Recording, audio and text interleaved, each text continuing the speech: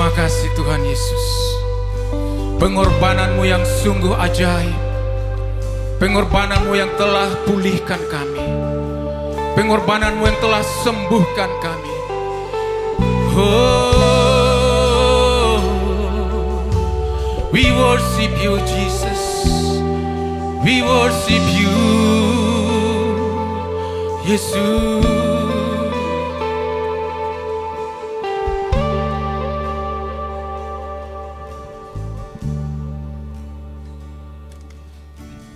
Hanya Kau Tuhan di hidupku,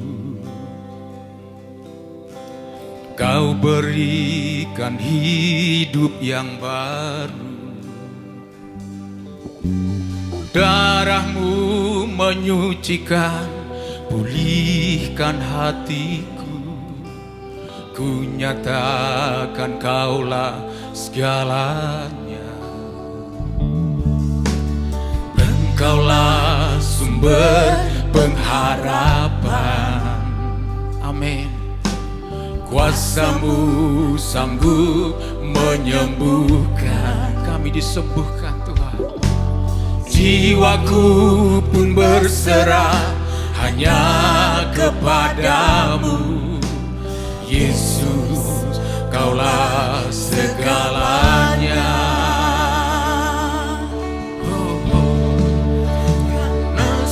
Salib-Mu ku hidup, karena salib-Mu ku menang. Engkau yang berkuasa, sanggup untuk melakukan mujizat-Mu, karena salib-Mu Tuhan.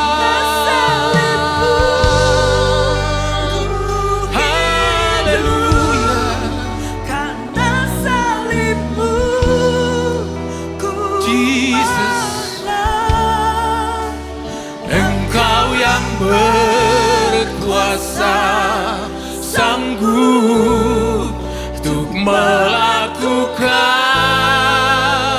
mujizat-Mu di hidupku. Yesus Tuhan, hanya Engkau yang sanggup. Haleluya. Engkaulah sumber, Engkaulah sumber pengharapan. Kuasa-Mu sanggup menyembuhkan. Jiwaku pun berserah hanya kepadamu. Yesus, Kaulah segalanya. Karena salib-Mu Tuhan, karena salib-Mu ku hidup, karena salib-Mu ku menang. Engkau yang berkuasa, sanggup untuk melakukan mujizat-Mu, karena salib-Mu ku hidup, karena salib-Mu ku menang. Engkau yang berkuasa, sanggup untuk melakukan mujizat-Mu di hidupku.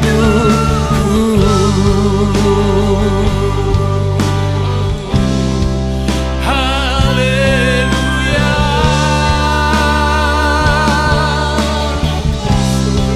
Karena salib-Mu, karena kasih-Mu, karena pengorbanan-Mu Yesus. Haleluya. Kami sembah Yesus. Ya namo.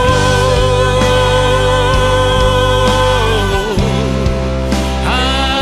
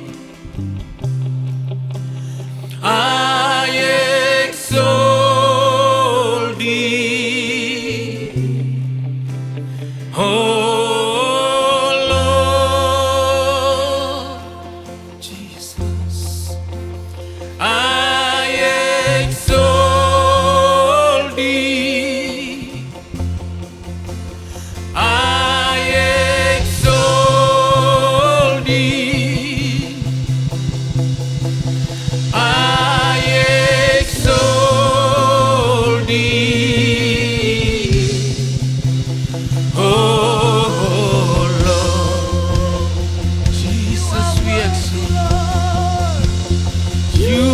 Are worthy. You are worthy. You are worthy.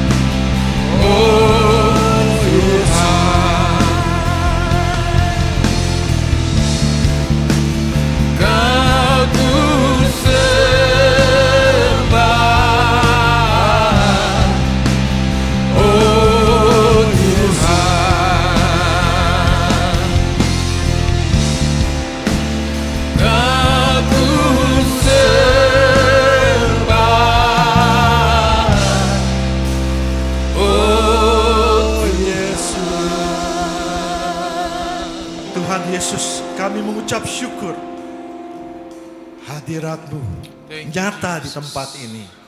Ada mujizat terjadi di tempat ini, dimanapun berada saat saudara kami, keluarga kami, teman-teman kami yang sakit disembuhkan. Mujizat terjadi, nama Tuhan Yesus ditinggikan. Mujizat terjadi, nama Tuhan Yesus diagungkan. Mujizat terjadi, nama Tuhan Yesus dimuliakan. Karena Tuhan Yesus satu-satunya Tuhan. Namamu di atas segala nama. Semua lutut bertekuk lutut di atas langit, di bumi, di kolong bumi. Namamu ajaib. Engkau Tuhan yang tidak pernah berubah. Dahulu, sekarang, dan sampai selama-lamanya. Engkau Tuhan adalah kebangkitan dan hidup. Barang siapa percaya kepadamu Tuhan, dia tidak akan mati. Dia akan hidup, dan yang hidup tidak akan mati. Kami percaya Tuhan Yesus. Saat kau bertanya, percayakah kamu padaku? Kami jemaat City Blessing percaya Tuhan bahwa engkaulah kebangkitan dan hidup. Dalam nama Tuhan Yesus kami deklarasikan doa ini. Dalam nama Tuhan Yesus kami nyatakan bahwa engkau adalah jalan kebenaran dan hidup. Engkau adalah roti kehidupan. Engkau adalah air kehidupan. Engkau adalah terang dunia. Engkaulah gembala yang baik. Dalam nama Tuhan Yesus kami mengucap syukur dan berdoa. Haleluya, everybody say shout amin. Terjadilah itu di tempat ini. Amin.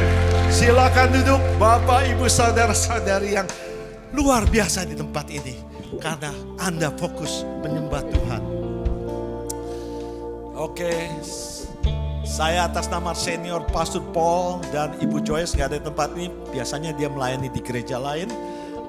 Dan ada Pastor Tom, Ibu Rosa ingin menyambut Bapak Ibu saudara-saudari yang baru pertama kali hadir. Tentunya sebelum saya sambut yang baru pertama kali hadir, juga shalom untuk yang di online dan juga untuk yang jemaat setia. Dan saya percaya ada jemaat yang baru. Karena ini saya mau kasih kesaksian sedikit ya. Kesaksian itu luar biasa kan. Iblis dikalahkan dengan darah anak domba dan oleh kesaksian kita. 2 hari sebelumnya Vindi call me. Ini Vindi, brother Vindi. Pastor, ini ada 2 keluarga nih mau ke gereja. Oh ya, tapi mereka baru datang gak punya kendaraan. Nah, saya mulai mikir nih, saya juga banyak tugas nih, mesti ini. Tapi saya bilang saya tetap mau berpikir bagaimana cari way out-nya. Sabtunya saya telepon lagi Vindi, maksudnya gimana? Dia bilang, saya lagi belajar sama Ibu Tara nih sekolah. Oke, nanti saya kontak balik. Terus gak lama dia bilang, udah beres Pastor, udah yang akan jemput saya dengan Handi, the musik koordinator kita. Karena ada 2 keluarga nih. Ada anaknya, jadi 6 orang perlu van. Ya, jadi karena gak ada van, juga van jadi 8 atau 7. Akhirnya 2 mobil. Saya mau undang Bangkit Berdiri, saudara Norman dan Ellen. Bangkit Berdiri, wah senang. Juga Sandy dan Verly, di keluarga yang setia. Dia datang ke gereja bukan disuruh, dia bilang, dia telepon Vindi, dia bilang, Pak saya mau ke gereja. Oh, selamat datang, Tuhan berkati. Ya, nanti waktu selesai kebaktian jangan cepat-cepat pulang. Silakan duduk, jangan cepat-cepat pulang, kita bisa berfellowship. Dan mungkin ada yang baru juga yang saya belum tahu. Kalau nggak ada, nggak apa-apa, bawa jiwa-jiwa baru. Ini Wayan Rayas terjadi di tempat ini ya. Saya lihat ini atmosfernya berubah.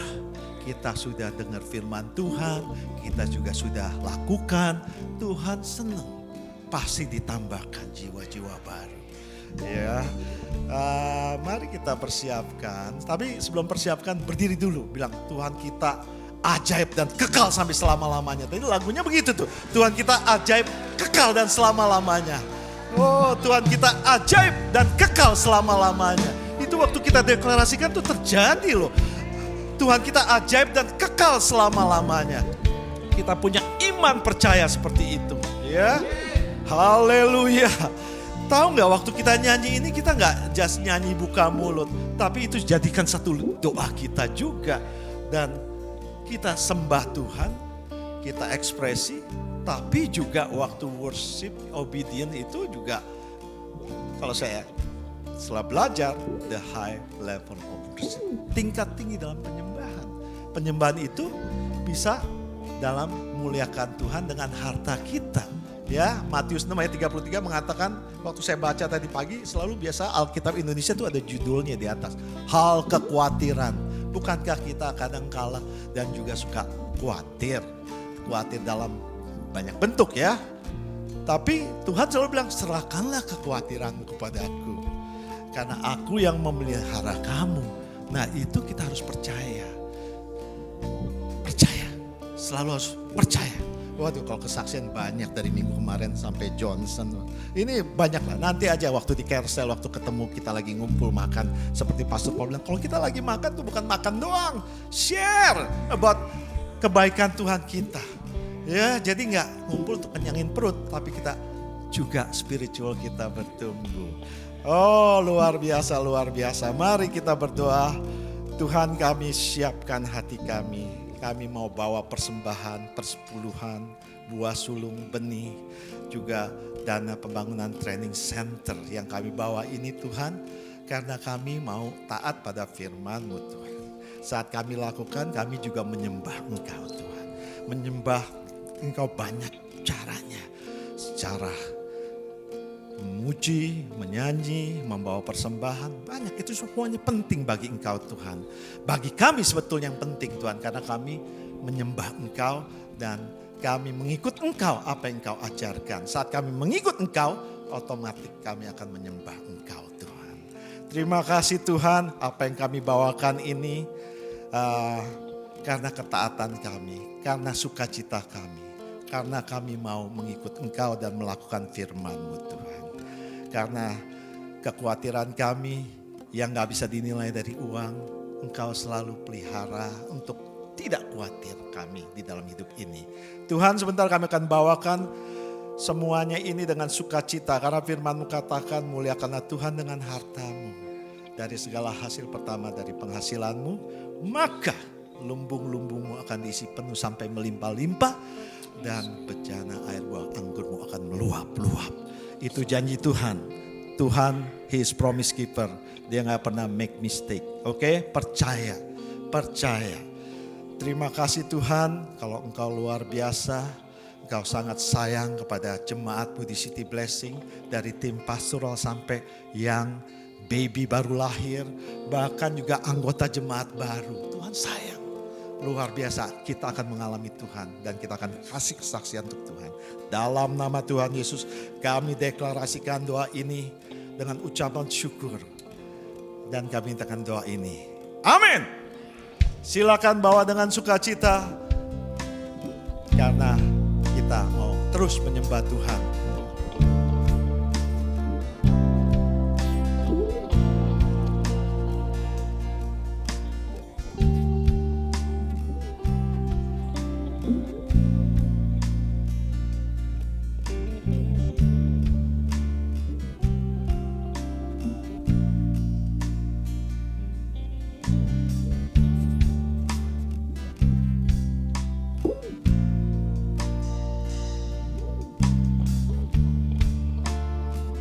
Baik, kita juga udah excited. Saya excited kalau firman Tuhan selain menyembah Tuhan, saya mau mendengar firman Tuhan dan setelah dengar kita dibangun, dikuatkan dan kita bisa jadi pelaku firman. Bagaimana sih caranya iman kita mau selalu tambah. Udah ada firmannya sebetulnya. Saya ngomong sama istri saya nih. Kita mau iman kita bertambah. Sebetulnya firman Tuhan udah katakan iman timbul dari pendengaran akan firman Tuhan. Jadi kalau kita setiap hari spend time with the Lord, iman kamu akan bertambah. Dan minggu ini plusnya. Jadi bagi saya 7 hari itu penting. 7 hari itu penting. Saat Anda berkumpul itu firman Tuhan, kumpulan orang percaya. Saat kamu sendiri Senin atau Selasa atau di kerjaan, itu juga penting. Semuanya penting. Gak ada satupun yang gak penting selama 7 hari. Jadi pakai ini semuanya yang terbaik. Karena beberapa teman juga banyak bilang, oh saya gara-gara ini saya waktu itu ke gereja, saya dengar firman Tuhan dan berubah. Mungkin ada juga yang, tapi ingat firman Tuhan akan merubah hidup kita. Ya. Nah, ini pengumuman Jam 2 siang nanti setelah kebaktian, kita akan membawa ada acara Don't Mess With My Kids. Pembicaranya Annette Hoopner. Ya, jadi setelah kebaktian, tolong semuanya hadir. Ya, ini kita minta bergabung karena kami mau semuanya mendengarkan presentasi ini. Don't mess with our kids. Mendapatkan info bagaimana Anda dapat membantu mengembalikan negara ini kembali. Ya, takut akan Tuhan. Dan Don't Mess With Our Kids ini mencari 1 juta suara di seluruh negeri untuk berdoa, berpuasa, berdiri, dan bertindak. Supaya negara ini bisa lebih baik untuk masa depan semua anak-anak kita. Kita semua punya anak, saya punya cucu. Saya baru punya cucu barusan. Nih minggu ini ya, Maret 7. Sarah punya anak yang ketiga. Laki, 3 boys. And yet, nah ini dia. Hidup itu luar biasa. Kalau kita masih bisa berdiri di tempat ini, semua karena anugerah Tuhan.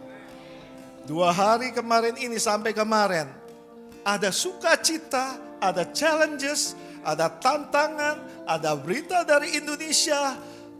Wah, gak enak dengernya. Banyak hal. Ada sukacita, campur semuanya. Kemarin juga di Ibu Rosa ulang tahun.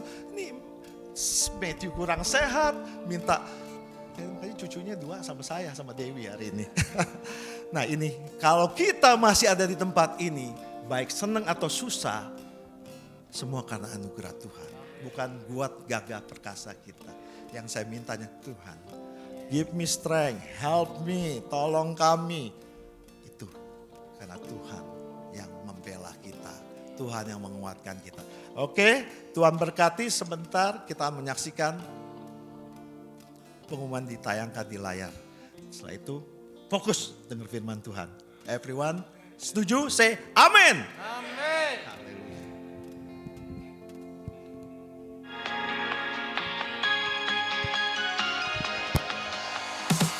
Hello City Blessing. Happy Sunday. My name is Raymond and I will be bringing you all today's weekly announcements. I am excited to share a few things that are happening today. Salt and Light Ministry will have their last donation drive drop off today, which will be for women's shelters in the Los Angeles area. We have women in this region who have made the honorable decision of choosing life for their baby. We're putting together needed items for these moms. The list can be found on the screen. The drop-off is at the lobby. Don't Mess With Our Kids is also today. Whether you have children, grandchildren, or no children, the heart and future of our nation is at stake.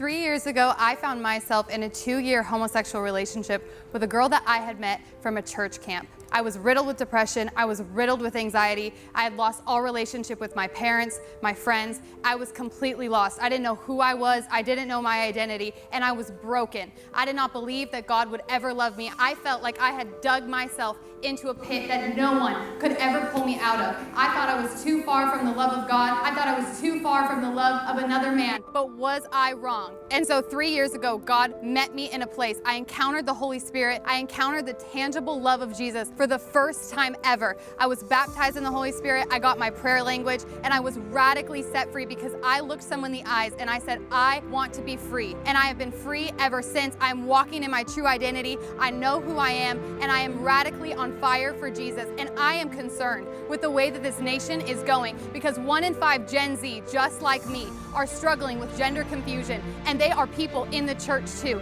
It is not just the ones outside of the church. This is happening right inside the church, and we need to wake up and see that there are ideologies and there are agendas being pushed on this nation. There is a spirit of homosexuality and confusion that is sweeping across this nation. It is not just in Gen Z, but it is in Alpha too, and it is coming for our kids. And this is why we are saying, don't mess with our kids and don't mess with me either. Come see how you can participate and hear a word from our speaker, Annette Hoopner, who is the ambassador for Don't Mess With Our Kids. Everyone is invited. Come and get informed and inspired to save our nation. You can personally make a difference. From 2 to 3 p.m., it will be at our Walnut campus. And speaking of parents, we have a special announcement for all the parents, guardians, and caregivers of youth members in the house. Mark your calendars for Friday, April 5th at 7:30 to 9:30 p.m. O2 Generation, our youth ministry, will have a parents/guardians open house. a night where you can get to know the vision of O2, get to know the leaders and upcoming events, and so much more. It will be a casual meeting and it's going to be informative. So if you have a middle schooler or high schooler, or one that will be going to middle school or high school, we want to invite you to our Parents Open House. Scan the QR code on the screen or talk to our youth director, Garrett. Next, we have Rich Wisely with our building update. Good morning, City Blessing Church. Rich Wisely, your training center project supervisor here with your Sunday morning update. Well, what can I say, folks, other than rain, rain, go away, come again another day. 3 weeks ago when I was standing here, I was telling you that we'd have a foundation excavation going on, but as you can see behind me, there's a lot of water down there. Even though we've been rained out for a couple weeks and construction progress has been a little bit slow, we've made great use of the time. Our plumbing team from Mitch Clemens Plumbing has put the drainage in our site, and so we're able to move them up in the schedule and not really lose any ground overall in the project. So give a big shout out to Mitch and his crew because they've done an amazing job slogging around in this mud. We've passed inspections to get the drainage lines closed up in here, and we are looking forward to pad certification by the end of this week. So I can't promise, but by next Sunday, we should start to see excavation for the elevator and our foundation footings.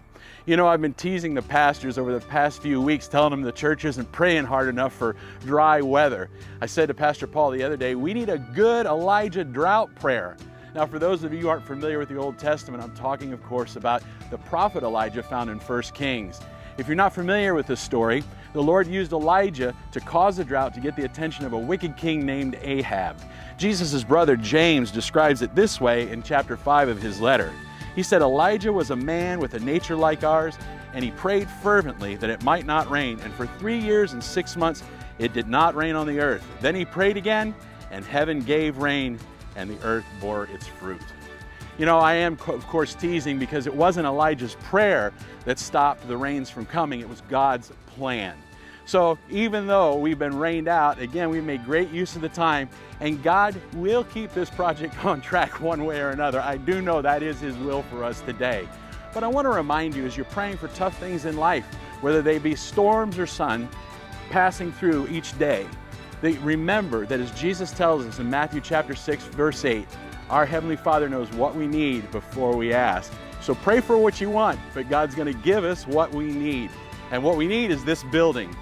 City Blessing Church, thank you so much for the opportunity to serve you, and look for more progress on the pad these coming weeks, but know that every day we're working hard to see His kingdom come here in Walnut as it is in heaven. Thanks and God bless. And last, 2 quick announcements. There will be a corporate 14-day prayer and fasting starting from March 17th to 30th, followed by a church-wide Good Friday prayer night on March 29th from 8 p.m. to 11 p.m. And secondly, we have Resurrection Sunday for each of our campuses on March 31st. Colton has a sunrise service starting at 6:30 a.m., San Diego at 10 a.m., and Walnut has their morning service at 8:30 and 11 a.m. All right, church, that is all for this week's Sunday announcement. Thank you for having me. Let's get ready to hear the word of God this morning.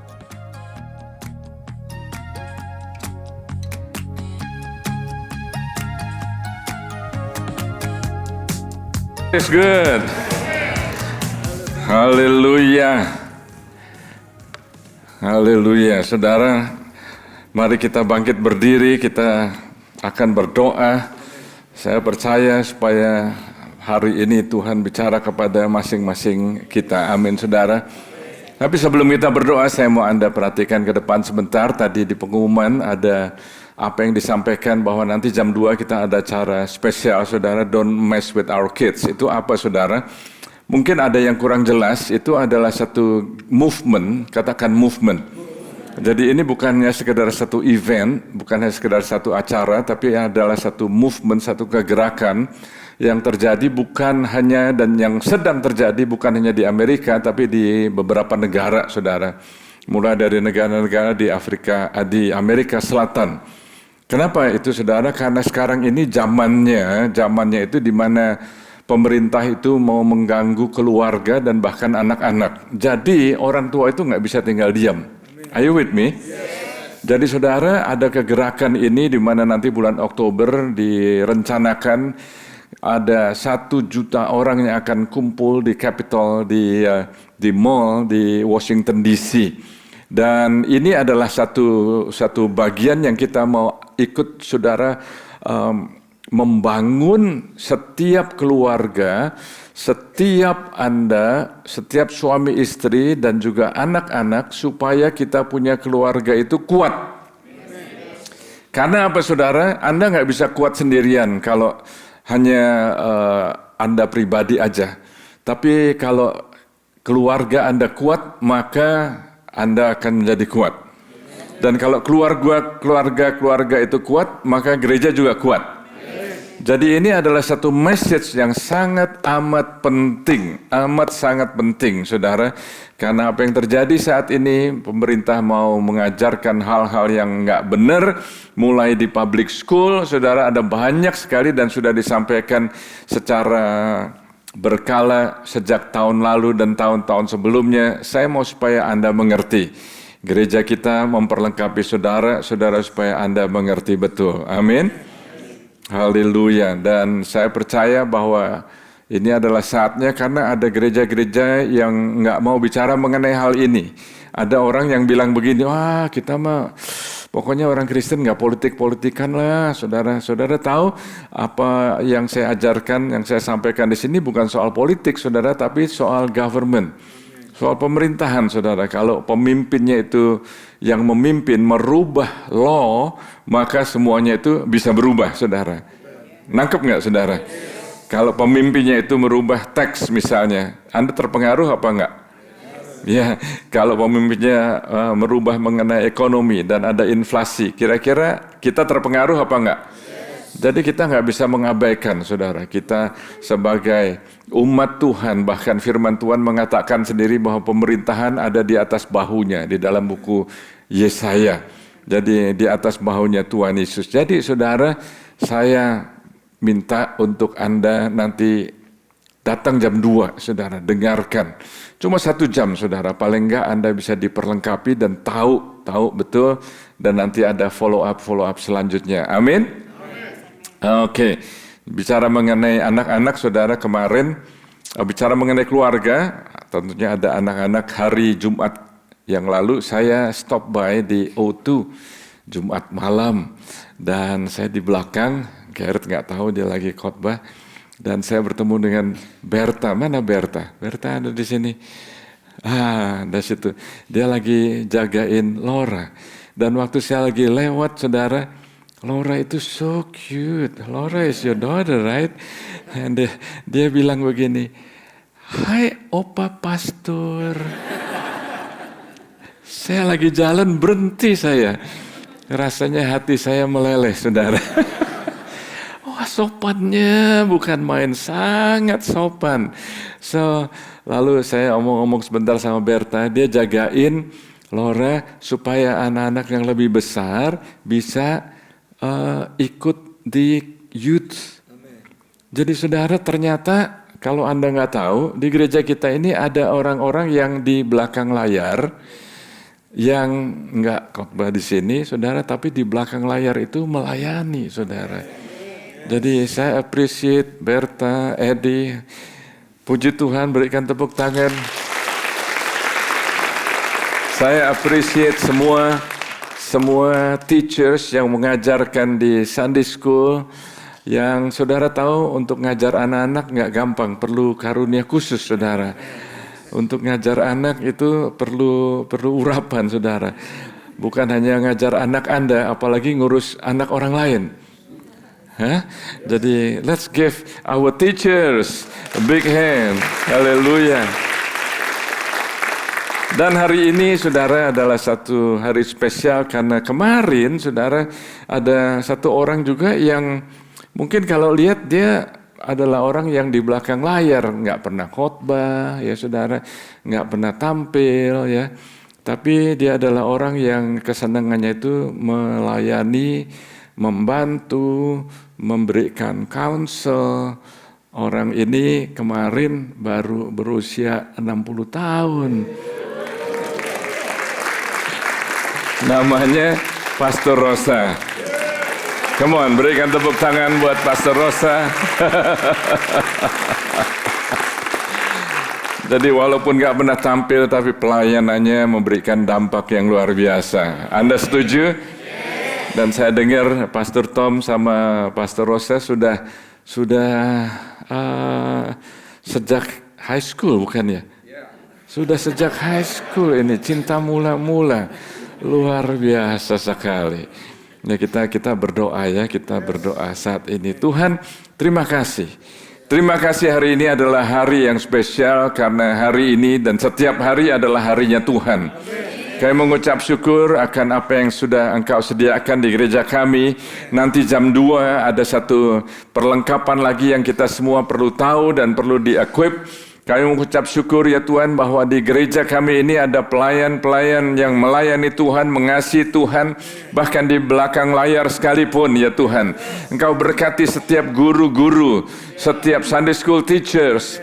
Kau berkati mereka ya Tuhan, dan Engkau urapi ya Tuhan, urapi untuk supaya mereka bisa melayani anak-anak ini dengan luar biasa. Kami mengucap syukur untuk Pastor Rosa yang kemarin merayakan ulang tahun 60 tahun ya Tuhan.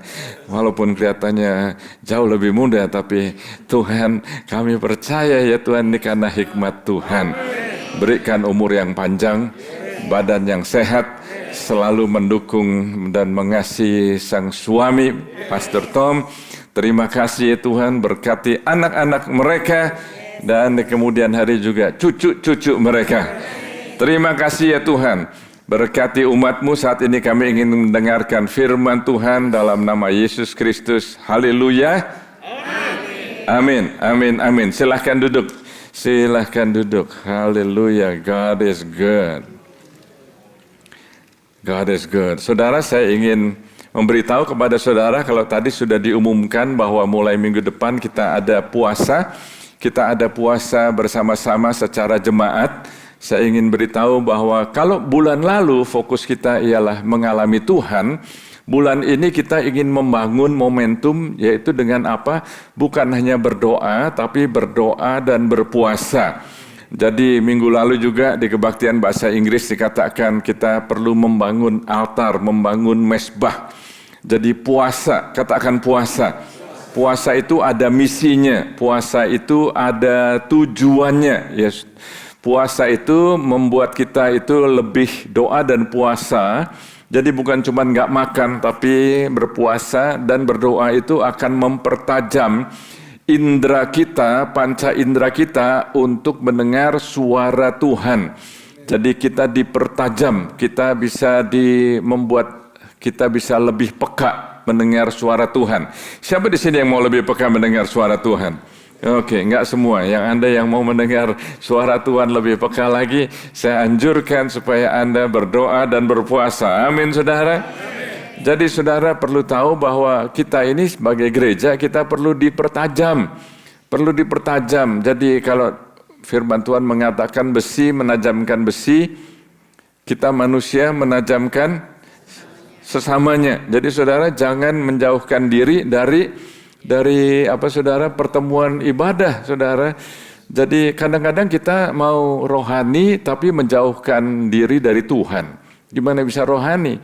Kita mau menjadi orang yang rohani tapi kita menjauhkan diri dari orang-orang lain. Coba saudara saya ingin bacakan ya di dalam buku Yesaya pasal 58. Ini bukan khotbah saya, ini hanya mempersiapkan Anda semua yang hadir di sini maupun Anda yang lihat online, supaya Anda tahu ini adalah puasa yang dikehendaki oleh Tuhan.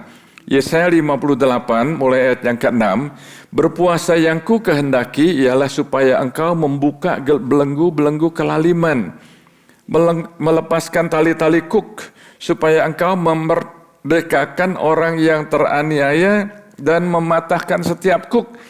Jadi saudara, ini tujuannya waktu kita merendahkan diri, berdoa dan berpuasa.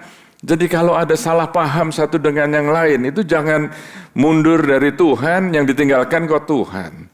Justru saudara yang mempertajam, yang membuat Anda mungkin marah atau tersinggung, itu sebetulnya membuat Anda itu lebih tajam saudara.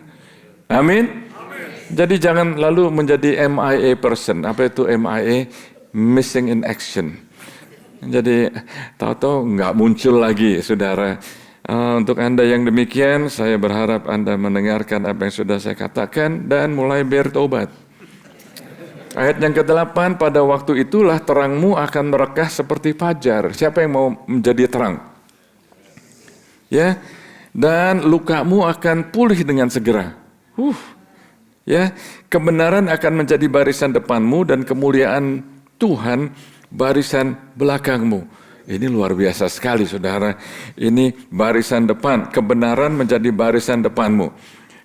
Kebenaran adalah Kristus. Kristus ada di barisan depan. Di belakang ada kemuliaan Tuhan. Wow, luar biasa sekali, saudara. Ayat 9, pada waktu itulah engkau akan memanggil dan Tuhan akan menjawab. Engkau akan berteriak minta tolong dan Ia akan berkata, ini aku. Apabila engkau tidak lagi mengenakan kuk kepada sesamamu dan tidak lagi menunjuk-nunjuk orang dengan jari dan memfitnah. Jadi saudara, kita perlu tahu, kita perlu ambil bagian di dalam doa dan berpuasa. Nanti hari Rabu akan ada QR code yang disampaikan, dikirimkan melalui Carousel supaya Anda bisa mengerti, ada guideline, ada petunjuk bagaimana Anda perlu berpuasa. Ada yang berpuasa mungkin skip 1 meal, mungkin 2 meal, ada yang berpuasa Daniel. Kalau saya mau anjurkan kita puasa Daniel aja. Apa itu puasa Daniel? Daniel kalau Anda baca di dalam buku Daniel pasal yang ke-10, dia itu berpuasa selama 21 hari, dia nggak makan apa-apa, nggak makan yang lezat-lezat, dia hanya makan sayur, saudara. Jadi ini yang kita mau lakukan bersama-sama supaya kita menjadi umat yang mengenal Tuhan. Amin, saudara. Dan ada beberapa guideline bagaimana supaya Anda harus berhati-hati. Ini ada nasihat dari dokter, siapa yang nggak boleh berpuasa. Kalau Anda sedang hamil atau sedang menyusui, jangan berpuasa, saudara. Kalau Anda mengalami malnourished, kekurangan nutrisi, ya, atau ada sakit-sakit tertentu, ya, Anda nggak boleh puasa. Kalau Anda baru operasi, saudara, Anda jangan berpuasa. Kalau Anda ada penyakit, misalnya arrhythmia atau congestive heart failure, Anda juga jangan berpuasa. Jadi berpuasa itu nggak bisa sembrono, saudara. Amin. Nggak bisa sembarangan aja. Jadi puasa itu, sekali lagi saudara, puasa itu bukan keharusan, tapi pilihan. Kita pilih. Apakah diharuskan puasa ya? Kalau dibilang harus puasa ya, saudara, Anda pilih untuk berpuasa. Jadi Anda berjanji untuk mendekat kepada Tuhan, mencari Tuhan dalam suasana yang dalam level yang lebih dalam lagi. Are you with me? Jadi pada waktu kita mencari Tuhan dan berdoa dan berpuasa, kita mengakui hadirat Tuhan. Pada saat Anda berpuasa, pastilah lapar, ya. Saya kalau ngomong terus terang ya, puasa buat saya jangankan 2 minggu, 2 hari juga nggak gampang, saudara. Feasting is better than fasting. Tapi feasting bisa membuat badan kita penuh penyakit, saudara, kalau kebanyakan pesta. Are you with me?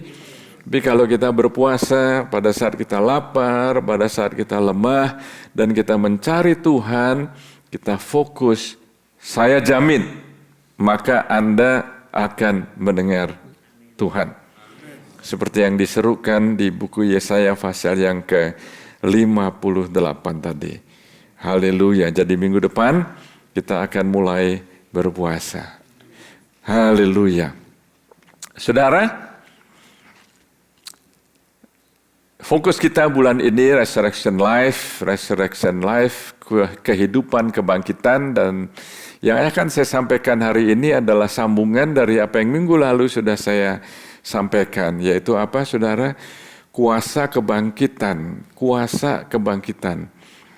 Saya belajar bahwa ada banyak orang Kristen sekalipun yang hanya mengenal Yesus sebagai sejarah. Sejarah aja, tapi nggak tahu dan tidak mengalami kehidupan kuasa kebangkitan di dalam hidupnya. Nggak ada transformasi di dalam hidupnya. Nggak ada perubahan karakter di dalam hidupnya. Kalau tadinya sering marah, sekarang ya masih sering marah. Kalau tadinya gampang tersinggung, sekarang ya gampang tersinggung. Bedanya apa? Dulu nggak ke gereja, sekarang ke gereja. Saudara, yang Tuhan mau ialah perubahan dari dalam keluar, bukan dari luar. Saudara, yang dari luar kelihatannya bisa oke, tapi dalamnya belum tentu oke. Tadinya berbeban berat, sudah ikut Yesus masih berbeban berat terus. Tadinya suka gosip, tahu gosip saudara? Oh nggak tahu. Tadinya suka gosip, sudah terima Tuhan, masih suka gosip. Berarti nggak ada transformasi. Apa artinya Anda merayakan Paskah, merayakan hari kebangkitan Tuhan Yesus, merayakan Yesus mati di kayu salib dan bangkit, tapi Anda nggak mengalami kebangkitan? Itu bukan yang saya inginkan, itu bukan yang saya doakan. Saya mau supaya kita semua terus mengalami. Mau saudara? Nah, biasanya salah satu gambar yang dicanangkan kalau waktu Resurrection Sunday itu adalah kupu-kupu, saudara. Kupu-kupu. Karena apa? Karena di situ ada satu transformasi yang luar biasa sekali. Nanti kita akan lihat, saya akan kupas dan kita akan lihat gambar ini lagi. Kira-kira kupu-kupu ini asalnya apa sih, ya? Tapi coba saudara, minggu lalu kita sudah baca ayat ini, tapi saya akan baca lagi dan kita akan kupas. Yang masih mendengarkan katakan amin. Pada hari pertama minggu itu pagi-pagi benar ketika hari masih gelap, pergilah Maria Magdalena. Minggu lalu saya sudah katakan bahwa ternyata Magdalena itu bukan last name-nya. Magdalena itu adalah satu titel, satu julukan yang diberikan karena ternyata dia itu disebut sebagai Mary the Magdalene. Yang di belakang layar sebetulnya hidupnya adalah seorang high class call girl. Saya nggak akan ulangi, Anda dengarkan apa yang minggu lalu saya sudah sampaikan. Pergilah Maria Magdalena ke kubur itu dan ia melihat bahwa batu telah diambil dari kubur. Ia berlari-lari mendapatkan Simon Petrus dan murid yang lain yang dikasihi Yesus dan berkata kepada mereka, Tuhan telah diambil orang dari kuburnya dan kami tidak tahu di mana ia diletakkan. Maka berangkatlah Petrus dan murid yang lain itu ke kubur. Perhatikan di sini saudara, ketika hari masih gelap. Pada saat itu Maria Magdalena berjalan dan pada hari itu hari masih gelap. Mereka ke kubur, saudara. Dan kalau Anda baca konteksnya, ternyata cerita di ayat lain mengisahkan, menjelaskan bahwa Yesus itu seringkali pagi-pagi benar, waktu hari masih gelap, dia sudah berdoa. Jadi itu adalah habitnya dia, disiplinnya dia, kebiasaannya dia. Jadi waktu bangkit pun, hari masih gelap, dia sudah bangkit. Are you with me? Dan Maria Magdalena ini adalah, tadi saya katakan, dia adalah orang yang di dalam dirinya itu tadinya dia ada kerasukan 7 setan. Dan nanti kita akan lihat ayatnya di dalam buku Markus, di mana Yesus mengusir 7 setan dari Maria. Pada saat Maria itu dirasuk oleh 7 setan, dia nggak ada jalan keluar. nggak ada jalan keluar. Saudara, saya ingin sampaikan kepada Anda bahwa apa yang kita belajar dari cerita ini, bahwa sesungguhnya kalau kita baca nama-nama di dalam Alkitab, sebetulnya tanpa sadar di dalam diri kita itu ada seperti Maria Magdalena. Sebetulnya di dalam diri kita itu ada seperti Petrus. Sebetulnya di dalam diri kita itu ada tantangan yang dialami oleh Yohanes, yang kita akan lihat nanti. Dan Maria pada saat itu nggak ada jalan keluar. Saya mau tanya kepada Anda omong sama diri Anda sendiri. Jalan keluar apa yang Anda rasanya tahu ini jalan buntu? Nggak ada solution. No solution at all. Datang kepada Yesus. Undang Yesus. Maka dia akan membantu Anda dan memberikan jalan keluar secara jasmani dan juga secara rohani. Secara rohani, apa yang nggak bisa Anda lakukan dengan kekuatan sendiri, Tuhan bisa lakukan. Amin. Secara jasmani, strategi, planning, keputusan yang Anda tadinya nggak terpikir, Tuhan bisa berikan hikmat dan Anda bisa lakukan. Jadi rohani dan jasmani luar biasa sekali, saudara. Saya melihat di sini ternyata di cerita yang nanti kita akan baca di dalam buku Markus itu ada konteks di mana Maria waktu dia berjalan ke kubur itu dia omongnya begini terus. Siapa yang akan gulingin batunya ya? Siapa yang akan menggulingkan batu itu? Karena Yesus ditaruh di kubur yang nggak pernah dipakai orang sebelumnya. Jadi kubur yang baru, katakan kubur yang baru. Nggak pernah dipakai orang, itu dalam bentuk gua dan ditutup dengan batu yang besar.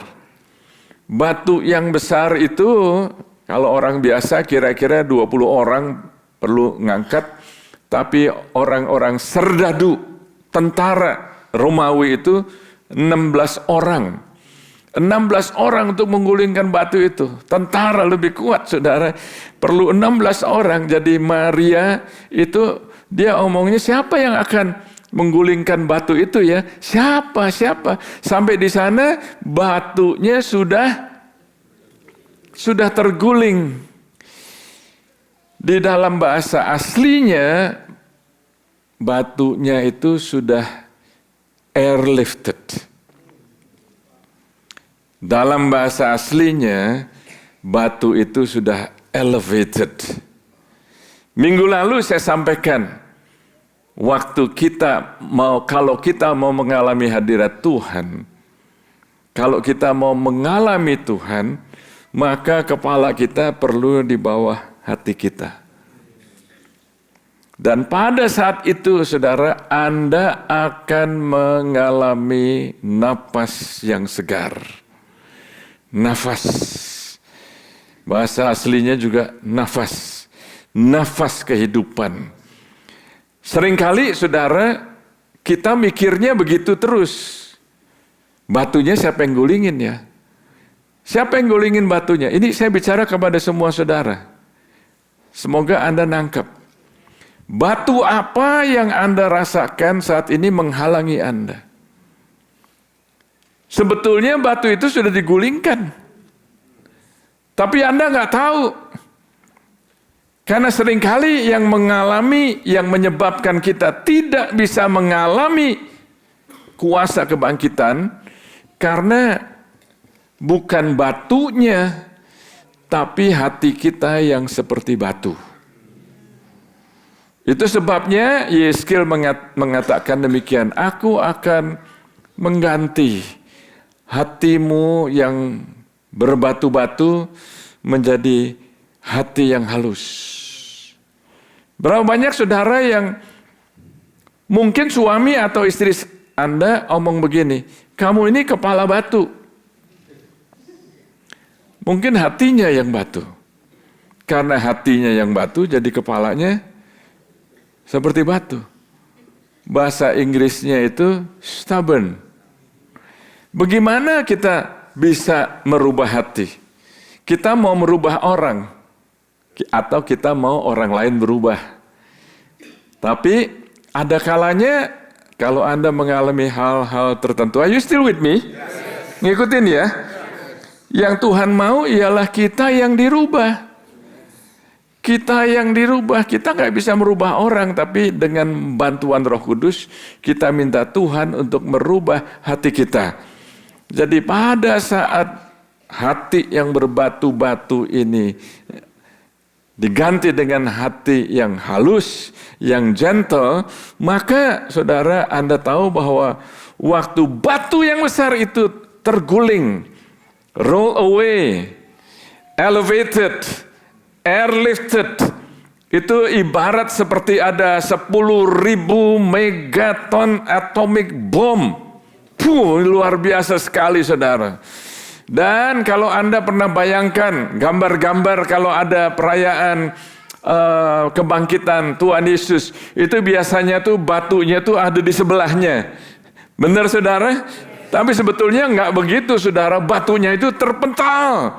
Karena ada satu explosion yang sangat besar sekali. Bedanya apa saudara? Explosion itu tidak membinasakan satu orang pun.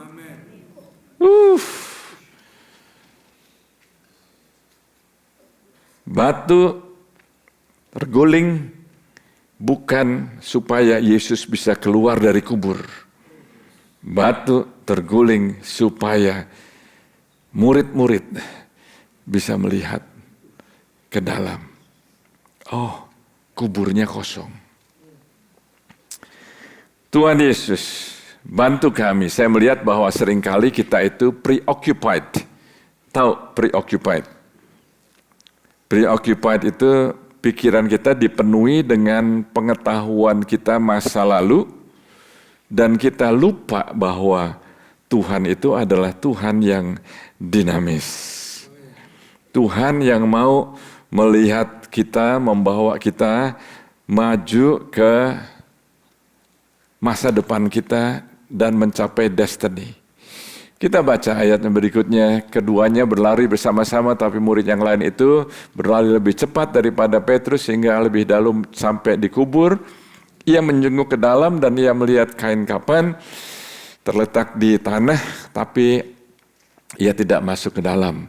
Maka datanglah Simon Petrus juga menyusul dia dan masuk ke dalam kubur itu. Ia melihat kain kapan terletak di tanah. Katakan Simon Petrus. Simon itu, coba saudara, waktu pertama kali Simon bertemu dengan Yesus, langsung Yesus bilang begini, nama kamu adalah Simon, tapi nama kamu nggak akan lagi jadi Simon, tapi Kefas atau Petrus. Tapi kalau Anda baca, itu ada perjalanan, katakan perjalanan. Tadinya Simon. Tapi kemudian Anda melihat Simon Petrus. Pada saat proses itu ada kalanya Yesus panggil dia Simon. Padahal dia bilang namamu nggak akan lagi Simon. Are you with me? Nah, selama dalam proses transformasi, selama dalam proses metamorfosis, selama dalam proses itu, kita ini juga seperti Simon Petrus. Bukankah di dalam diri kita kadang-kadang sifat lama muncul?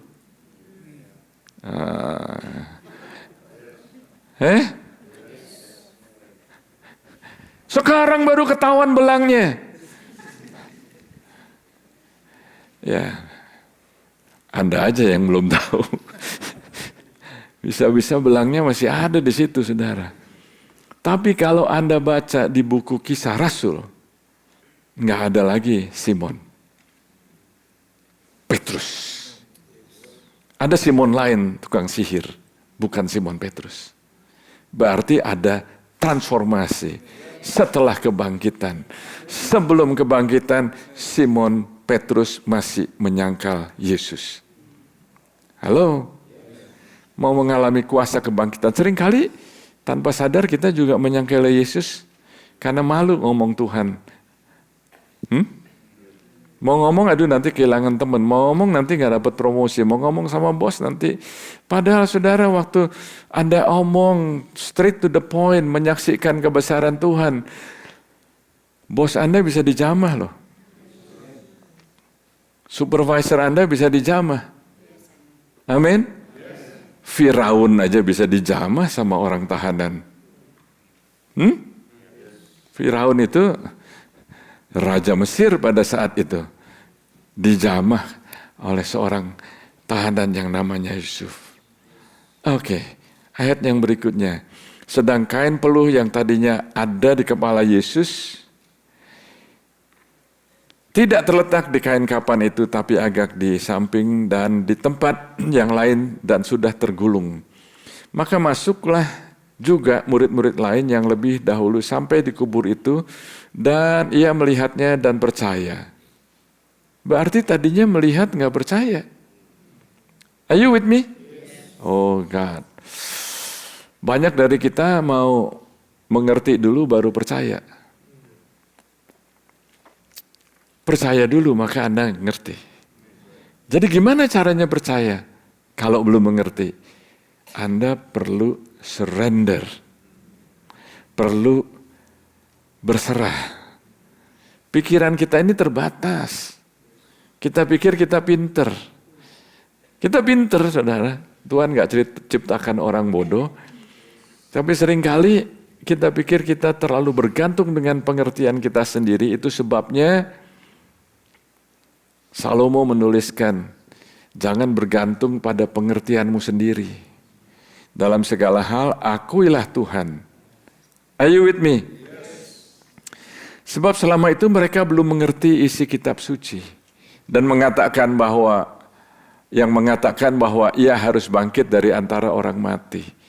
Lalu pulanglah kedua murid itu ke rumah.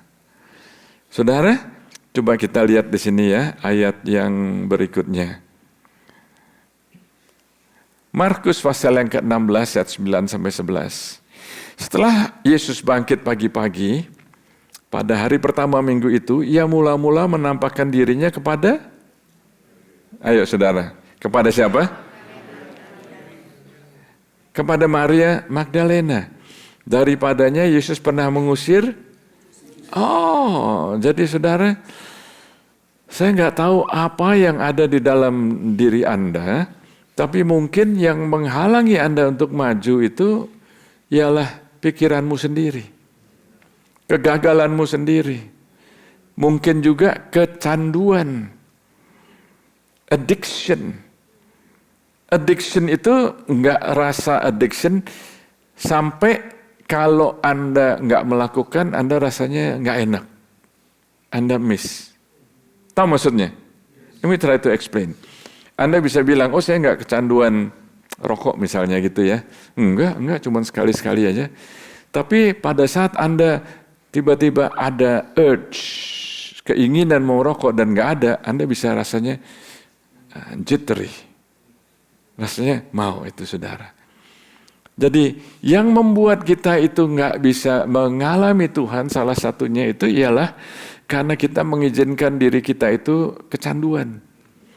Walaupun sering atau ada kalanya saya sampaikan secara bergurau ya mengenai Korean drama atau apa, sebetulnya enggak saudara. Sebetulnya saya enggak bergurau. Karena ada saudara yang karena sudah kecanduan, nggak nonton satu hari aja udah penasaran. Are you with me? Jadi waktu kita berpuasa,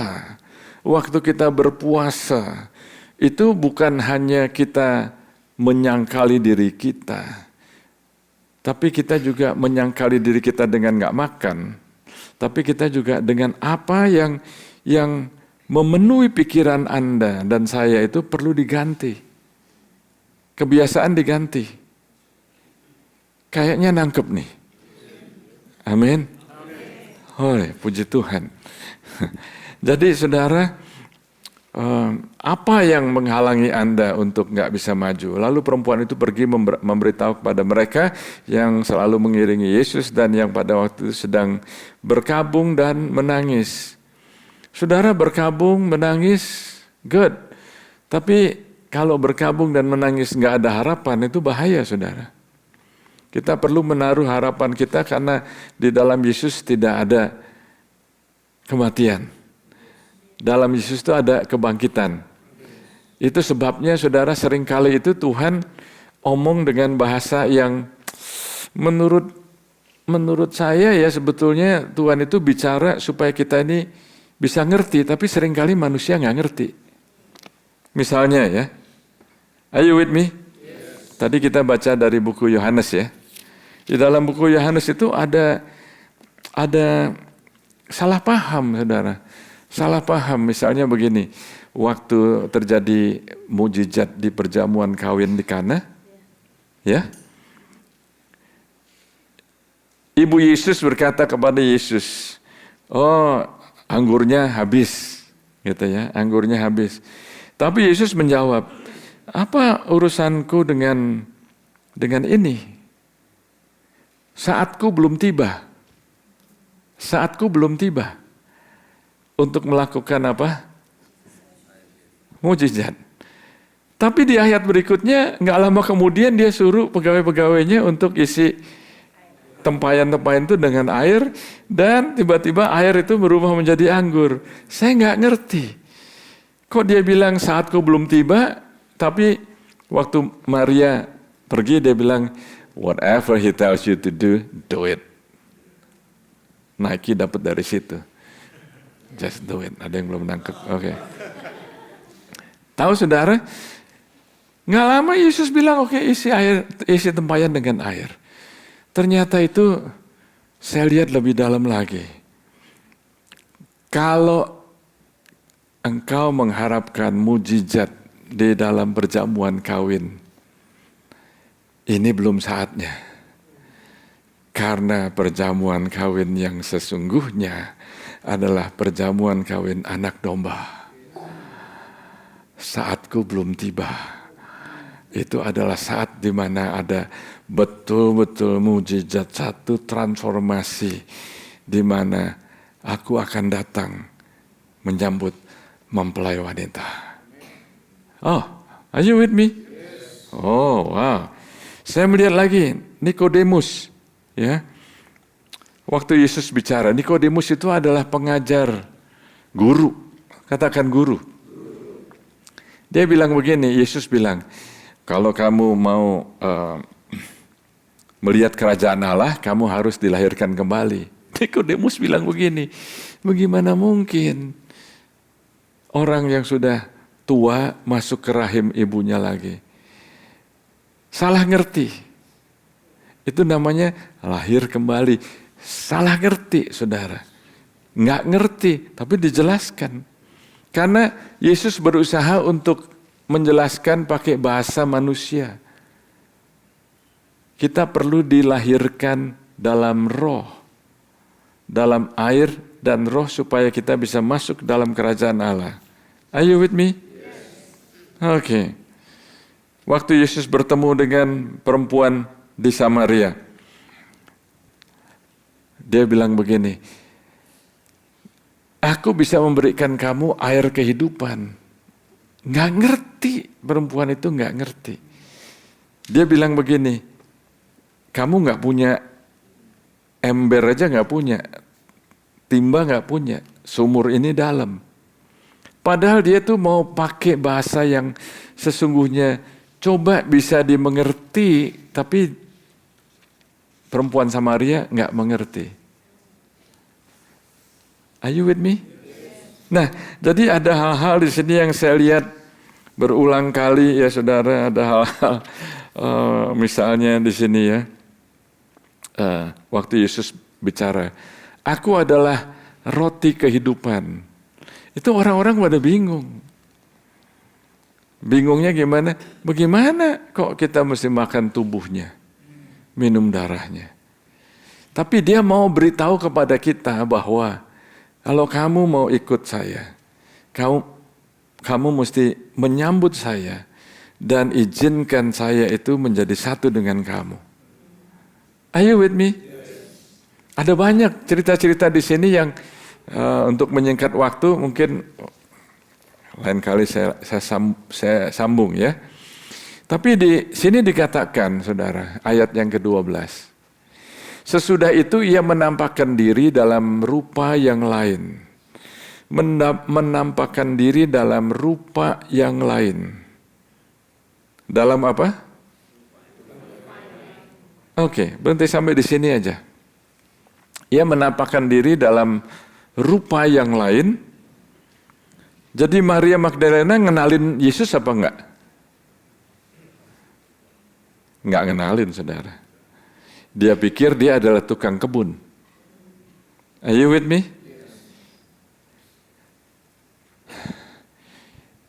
Waktu ada 2 murid setelah Yesus bangkit dari mati, lalu ada 2 murid perjalanan ke Emmaus. Ada 2 murid yang lagi bicara, omong. Lalu Yesus datang, dia muncul aja di situ. Dia tanya, kamu lagi ngomongin apa sih? Kedua murid itu enggak ngenalin. Are you with me? Oh, saya harap Anda nangkep ini. Kok bisa enggak ngenalin ya? Karena Yesus menampakkan diri dalam bentuk yang beda. Are you with me? Come on now, wake up. Bayangkan saudara, murid-murid sudah ikut Yesus 3,5 tahun. Setiap hari melihat, menyaksikan, travel, jalan, pergi, melihat mujizat orang sakit sembuh, orang mati bangkit, orang lumpuh berjalan, orang buta melihat first hand. Halo? Ya? Tapi waktu Yesus bangkit, Yesus harus reveal himself again. Are you with me? Ya? Jadi sekarang ini kalau kita mau mengalami kuasa kebangkitan dan kita cuma tahu sejarah di sini, tidak mengizinkan Roh Kudus masuk dalam diri kita, sehingga Yesus menyatakan, mewahyukan, reveal, menyatakan dirinya kepada kita lagi, maka kita cuma tahu Yesus secara sejarah. Enggak mengalami Yesus sekarang ini. Oh God. Baca saudara, baca cerita-cerita di dalam Alkitab. Dia harus mengenalkan dirinya lagi, saudara. Jadi, saudara, itu sebabnya kalau kita mau mengalami kuasa kebangkitan, Paulus mengatakan begini, jangan kamu menjadi serupa dengan dunia ini, tapi berubahlah oleh pembaruan budimu. Jangan kamu menjadi serupa dengan dunia ini. Makanya saudara, apa yang kita ajarkan di sini, apa yang kita sampaikan, dan pembicara yang kita undang, itu supaya kita tahu dan mempunyai biblical worldview. Bukan hanya ikut culture-nya aja. Budayanya apa, kita ikut aja. Are you still with me? Okay. Jangan menjadi serupa dengan dunia ini, tapi berubahlah oleh pembaruan budimu. Pembaruan apa? Budi itu apa? Akal. Akal kita, ya, pikiran kita. Bahasa Inggrisnya begini, saudara. Do not be conformed to this world. Be ye transformed. Ada kata yang sama di situ, form. Ya, Yesus menampakkan diri dalam apa, saudara?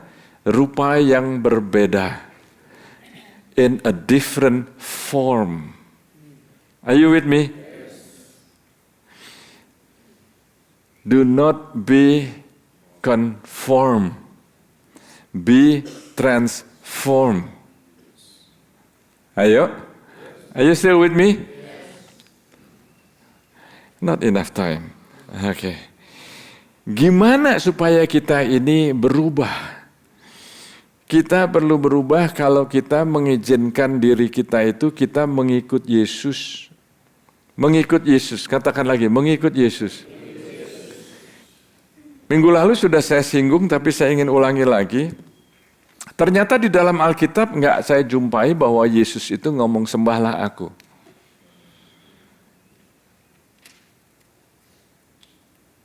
Dia mengatakan sesuatu yang lain, dia memberikan perintah yang lain, dia katakan apa? Ikutlah aku. Apakah kita harus menyembah Yesus? Ya, absolutely. Tapi saudara, kalau kita bilang kita itu menyembah Tuhan tapi kita nggak mengikut Yesus, kita nggak menyembah Tuhan. Karena worship is not doing things. Worship is being someone. Are you still with me? Okay. Alright. Menyembah itu bukan kita melakukan sesuatu, melayani, memberi ini dan itu saudara. Tapi kita nggak ikut Yesus. Kalau kita mengikut Yesus, maka otomatis kita akan menyembah Dia. Jangan dibalik. Karena ada orang yang pikir menyembah Tuhan tapi hatinya nggak di situ. Ada orang yang memberi persembahan tapi hatinya nggak di situ. Tapi kalau Anda mengikut Yesus, follow, katakan ikut. Waktu Yesus katakan ikutlah aku itu bukan, ayo ikut aku ke Betani, ikut aku ke Yerusalem, ikut aku ke, bukan. Maksudnya ikutlah aku, pikul salibmu setiap hari dan ikut aku. Ikut aku ke salib. Ikut aku waktu aku mengalami kematian. Sehingga kita bisa mematikan keinginan kedagingan kita. Ini kayaknya firman yang nggak banyak sorak-sorai ini. Ini firman yang kayaknya saya mau beri saudara makan bayam, brokoli, kacang panjang. Amin saudara. Nangkap ya. Jadi nggak hanya makanan yang lembut-lembut, tapi supaya Anda tahu ini. Karena saya mau mengajarkan dan saya mau melihat umat yang kuat di dalam Tuhan. Yesus mau supaya, ayo aku mati buat kamu loh. Kamu ikut bersama-sama, kamu mati bersama aku, maka kamu akan bangkit bersama dengan aku. Yesus bukan hanya mati dan bangkit, dia naik ke surga. Makanya firman Tuhan mengatakan, aku mendudukkan kamu di heavenly places bersama dengan Kristus Yesus. Are you with me? Jadi ini maksudnya ikut-ikut sehingga waktu kita mengikut Tuhan, maka kita akan mengalami transformasi. Saudara, Anda pernah lihat gambar kupu-kupu ya? Tadi sudah saya canangkan, and I'll be concluding in the next few minutes, I hope. Oke? Kupu-kupu itu asalnya apa, saudara? Ini loh, saudara.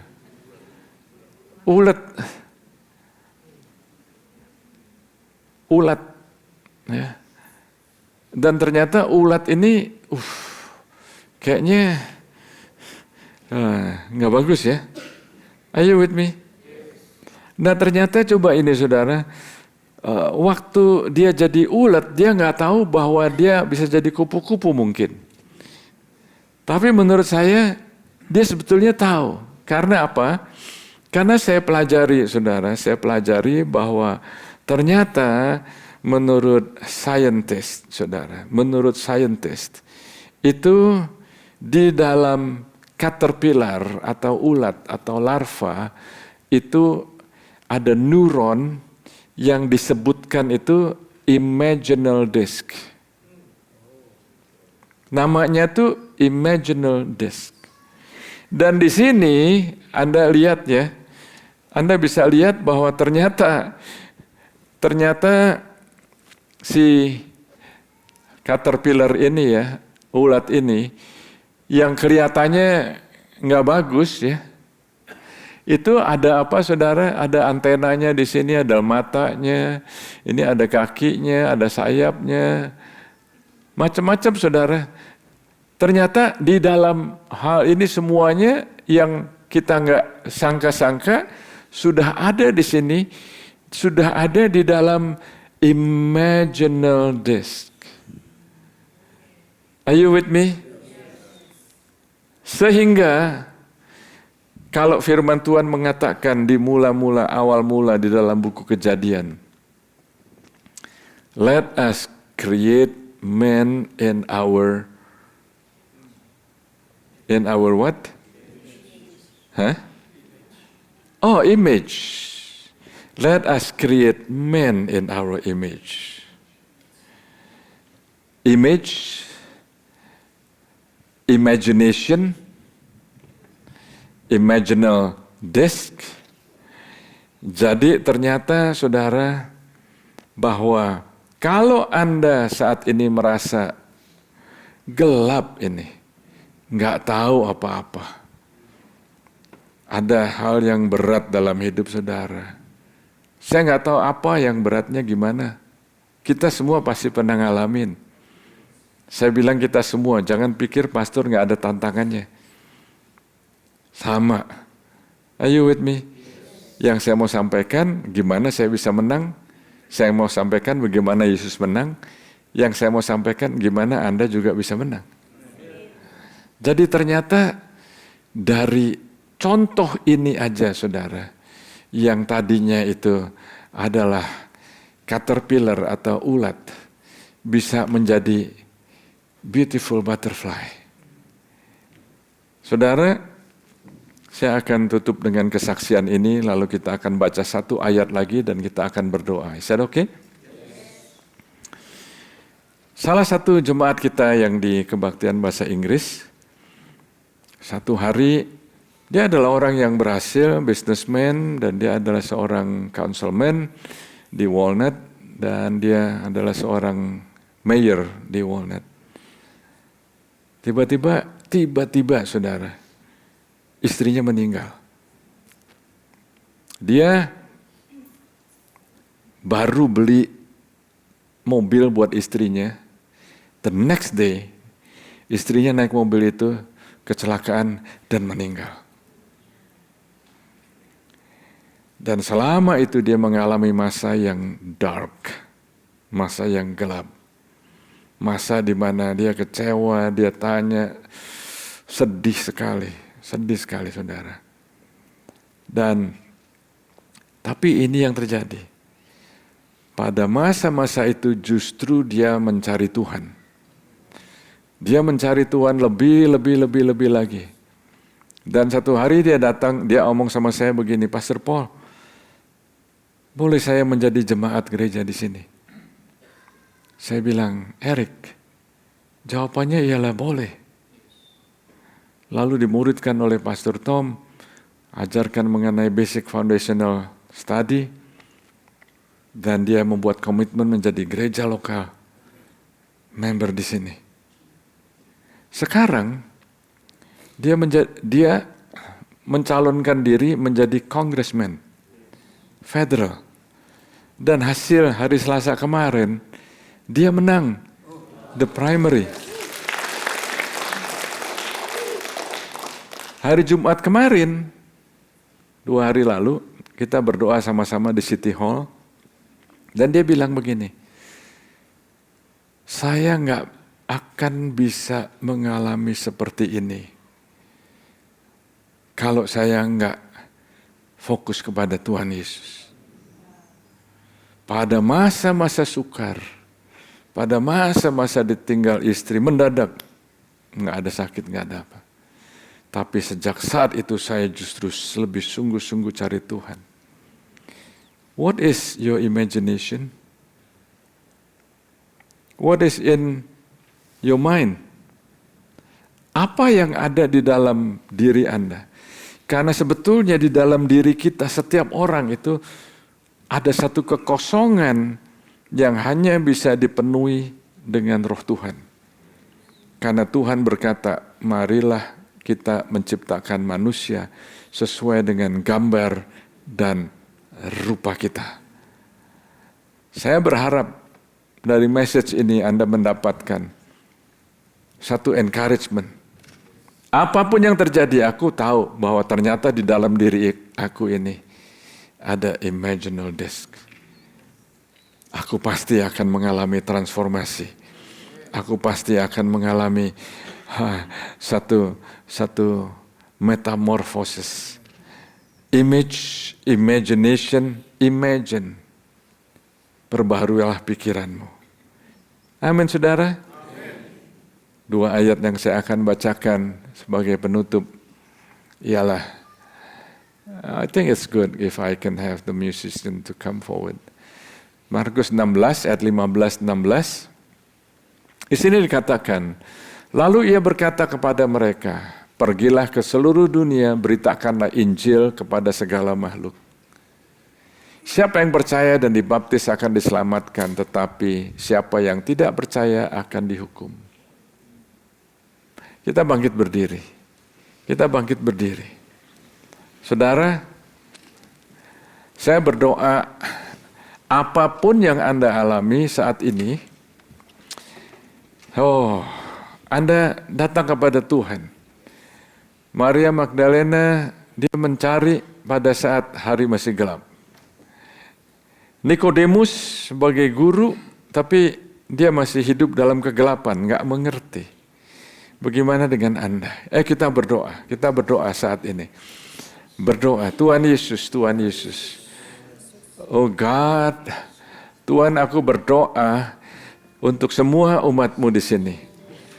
Ada kebutuhan, ada tantangan, ada masa di mana pikiran mereka rasanya terhalang, ada batu yang menutupi, padahal sudah ada kebangkitan.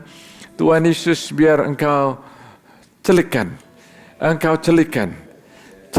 Ayo masing-masing kita berdoa saat ini. Penuhi ruangan ini dengan doa. Kita berdoa. Berdoa masing-masing saudara berdoa. Dan hanya ada satu orang yang bisa membebaskan Anda. Mengampuni Anda, menyucikan Anda. Yaitu Tuhan Yesus. Tuhan Yesus. Oh yes. Tuhan Yesus bisa memberikan Anda pengampunan dan Anda bisa lahir kembali. Lahir kembali. Oh, Anda akan mempunyai perspektif yang berbeda, lain dari yang sebelumnya. Anda lahir kembali. Kalau ada saudara di sini yang nggak tahu lahir kembali itu apa sih ya? Saudara, saya ingin berdoa buat saudara. Saat ini saya berikan kesempatan Anda bisa sambil yang lain semuanya berdoa. Anda angkat tanganmu, saya ingin lahir kembali, Pastor. Kalau yang belum lahir kembali ya, angkat tanganmu tinggi-tinggi. Saya mau lahir kembali. Saya mau dibangun. Saya mau terima Tuhan Yesus. Saya mau terima Tuhan Yesus. Ada saudara. Oh God. Saat ini Tuhan Yesus, biar Engkau celikan setiap kami ya Tuhan, setiap kami mengalami kuasa kebangkitan, power yang luar biasa ya Tuhan, dan Engkau akan merubah kami. Kita akan menjadi manusia yang baru, Terima kasih Tuhan Yesus, menjadi orang yang baru di dalam Kristus. Terima kasih Tuhan Yesus. Terima kasih Tuhan Yesus. Berkati umat-Mu in Jesus name. Amin. God bless you.